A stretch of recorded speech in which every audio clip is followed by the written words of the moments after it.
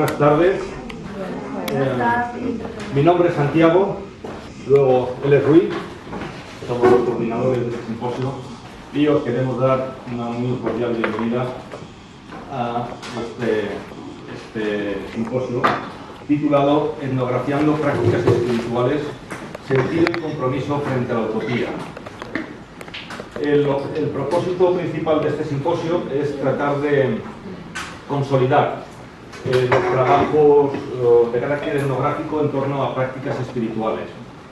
Y entonces hemos preferido dar prioridad a la exposición de vuestros trabajos y si hubiera suerte y sobrara algo de tiempo, podemos entrar en una pequeña conversación, debate, etcétera, etcétera. Pero nos parecía sobre todo importante que se manifestaran la variedad de trabajos que se están haciendo en muy distintos sitios, visibilizarlos, ¿no? Porque a veces es un objeto de estudio incómodo, como decimos en nuestra ponencia marco, y en total, en estos 2 días, se van a presentar 21 trabajos, de los cuales 2 serán en forma de relatoría, que hará Rui luego posteriormente, y debido al tiempo que se nos ha asignado, pues necesariamente hemos tenido que repartir muy fraccionadamente el tiempo disponible. Entonces, los participantes sabéis que tenéis 10 minutos, os rogamos que os ajustéis a ese tiempo. Contamos con la colaboración de Cristina, que os mostrará un papelito cuando falten 2 minutos, para que ya vayáis cerrando vuestra argumentación y antes de que concluya el tiempo asignado, pues se pueda hacer la despedida, ¿no? Y un cierre redondo. En relación al simposio me gustaría destacar 2 ideas muy brevemente, ¿no? Como sabéis, el lema de este congreso es Antropologías en transformación, sentidos, compromisos y utopías.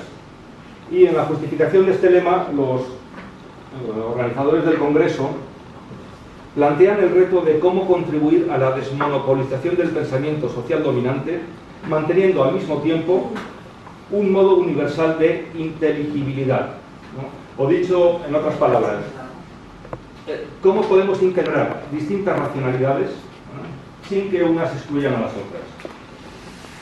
Y este sería el propósito concreto de este simposio.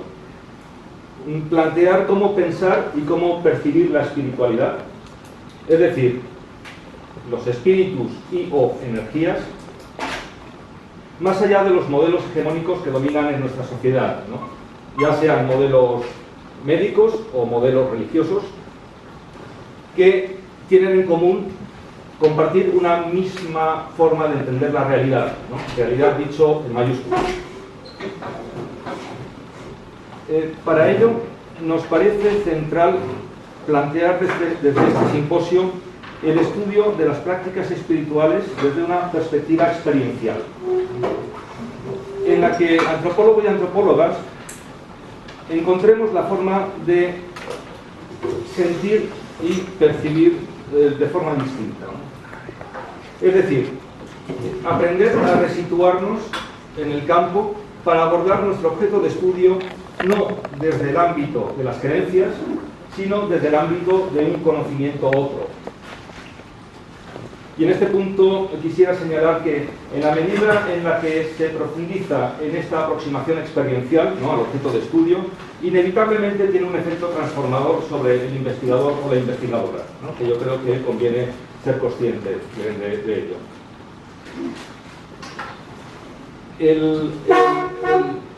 La ponencia marco, ¿no?, que hemos escrito Rui y yo, trata de ofrecer un marco teórico desde el que analizar las prácticas espirituales precisamente desde este punto de vista experiencial, ¿no? Y os animamos a que leáis el texto porque no vamos a tener ocasión de presentarlo, ¿no?, al menos en esta ocasión, por lo cual lo tenéis creo que en línea. Y bueno, esto es todo lo que yo os quería comentar por mi parte y ya te doy la palabra a Rui. Gracias. Bueno, nada, más que nada reforzar las palabras de Santiago, a quien también aprovecho para agradecer por esta ocasión, por el desafío de montar esto juntos y Muchas gracias. Y nada, decir que me parece este tipo de encuentros, ¿no?, simposios, me parecen, aunque burocráticamente un poco infernales desde mi punto de vista, Momentos bastante interesantes, sobre todo si se piensan como una especie de instantáneas fotográficas de momentos académicos e intelectuales, ¿no? Y algunos se acordará que hace nueve años ya yo también tuve la oportunidad de participar en la coordinación de otro simposio en Donostia con Manuela Cantón y Mónica Cornejo sobre teorías y prácticas emergentes en la antropología de la religión. Y en aquel momento quizá el tema conductor era la noción de movilidad, con todo lo que eso implica, tanto a nivel de pensar la religión en tanto que movimiento, quizá el movimiento sea una palabra correcta para definir, para pensar la religión a partir de contextos de movilidad, de pluralidad, de institución, de transformación, pluralismo y creatividad. Sin embargo, hoy el momento, la instantánea que yo capto, o subjetivamente capto de este simposio de 2017 es bastante distinto, ¿no? Vemos un momento quizá de un cierto, entre comillas, cansancio categórico en el sentido de resistencia ya a ciertas categorías tradicionales, tanto de la noción de religión en sí como de la disciplina de la antropología de la religión. Entonces, en ese sentido, muchas ponencias que tenemos aquí, observamos en ellas un cierto movimiento hacia una especie de recentramiento del eje de análisis sobre el cuerpo, en el sentido literal y en el sentido también más quizá alegórico, metafórico. El cuerpo de nuestros interlocutores, ¿no? Etnográficos, y aquí me refiero, por ejemplo, al papel que el tema de la sanación y de la enfermedad tiene en varias de las ponencias, pero también el cuerpo del antropólogo, ¿no? Y aquí hay algunos papers que incorporan una dimensión bastante reflexiva sobre desde ese punto de vista. Y por lo tanto se podría decir, y esto ya como una especie de respuesta, no tanto pregunta como me parece la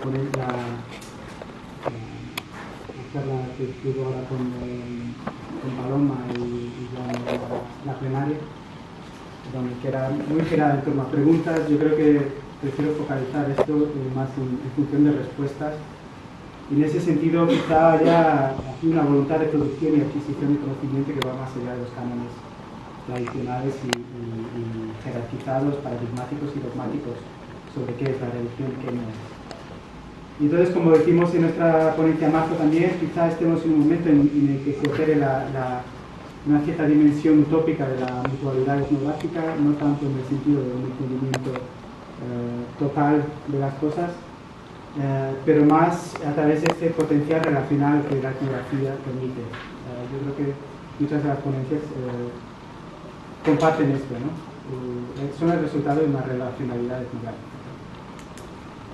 Y claro, una relacionalidad obviamente entre interlocutores antropólogos y no antropólogos, y que a su vez conlleva una cierta promesa, expectación y ambición, tanto del lado del antropólogo, de la antropóloga, como también de sus interlocutores.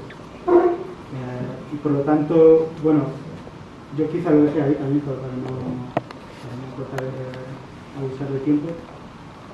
Ahora tenemos dos papers que son en relatoría, que son pequeños resúmenes, que están en el programa que vosotros tenéis, pero hemos elegido, vamos a leerlos ya para que estén ya leídos y dichos.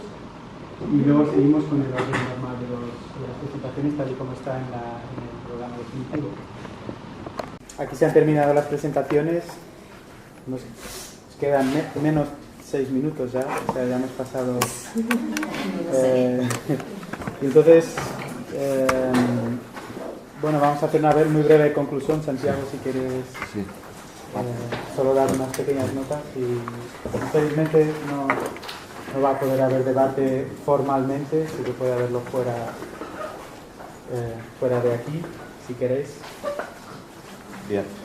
Bueno, ya concluimos estas dos intensas sesiones que hemos tenido.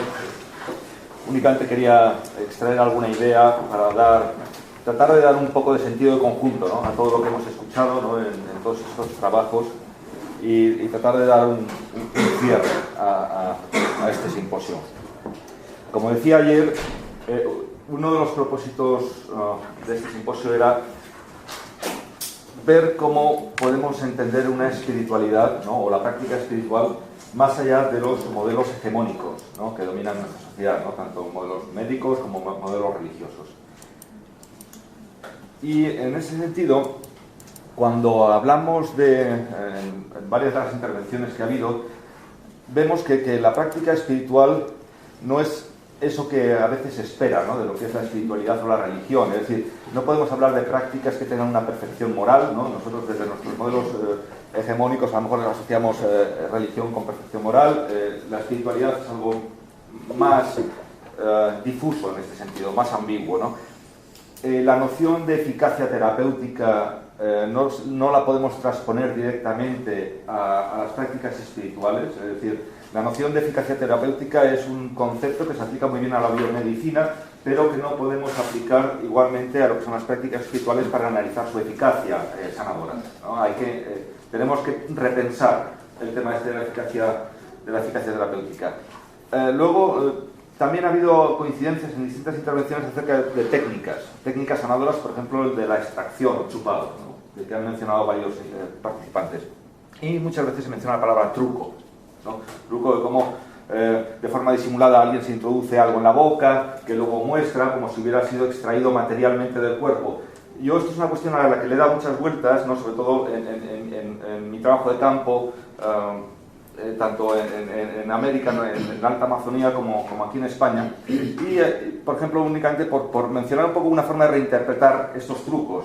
Es decir, yo lo que he observado en las chupadas es que la gente se introduce elementos en la boca, aproxima la boca al cuerpo del paciente y chupa o trata de extraer una energía negativa, ¿no? Entonces esa energía negativa, si no se controla, pasa al cuerpo del curandero y le puede hacer enfermar. Entonces es importante situarse un objeto en la boca para que ese objeto sea el lugar a donde va a parar la energía negativa y luego se expulsa de la boca, ¿no? Es decir, si pasa más allá de la garganta, esa energía negativa puede enfermar directamente el curandero. Entonces, luego el curandero, satisfecho y feliz, muestra lo que ha extraído y muestra lo que se había metido en la boca, pero realmente lo que está mostrando no es el objeto que subrepticiamente se había querido meter y a escondidas, sino que está mostrando la energía negativa que porta ahora ese objeto. Y como alguien comentaba aquí, en la espiritualidad yo creo que conviene no distinguir cosas materiales de cosas inmateriales, es decir, todo es lo mismo. Cuando se muestra el objeto material, estás mostrando el objeto inmaterial al mismo tiempo, ¿no? También es una forma un poco, yo creo de cómo entender estas cuestiones. La espiritualidad, yo creo que tenemos que ser conscientes que la espiritualidad es algo muy complejo y que es muy paradójico, pero que también al mismo tiempo es algo muy sencillo y muy autoevidente, ¿no? Entonces, ¿de qué depende de que nos parezca una cosa u otra? Pues yo creo que sencillamente del sitio en el que nos situamos en el campo para analizar estas cuestiones, ¿eh? Entonces, quería introducir un elemento un poco de reflexión, un poco de crítica hacia nuestro trabajo. Yo, por mi experiencia, encuentro que los informantes te aportan, te regalan testimonios que muchas veces son de una sencillez y de una, digamos, y de una fuerza directa, ¿no?, en su expresión, que nosotros complejizamos enormemente en el proceso de análisis teórico, ¿no? Entonces me gustaría introducir este elemento de reflexión de si cuando nosotros introducimos esta complejidad teórica y analítica de prácticas espirituales que muchas veces son muy sencillas y autoevidentes, no estamos reflejando más bien nuestra incapacidad para comprender ese conocimiento otro, ¿no?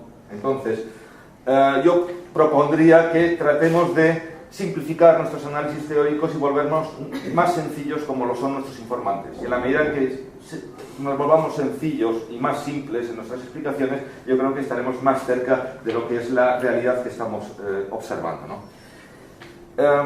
Y por último ya,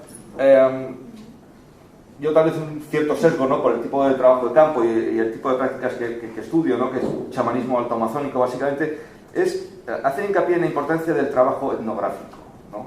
Priorizar lo que es el trabajo de campo, la inmersión, la participación experiencial, un poco yo lo que denomino la participación radical.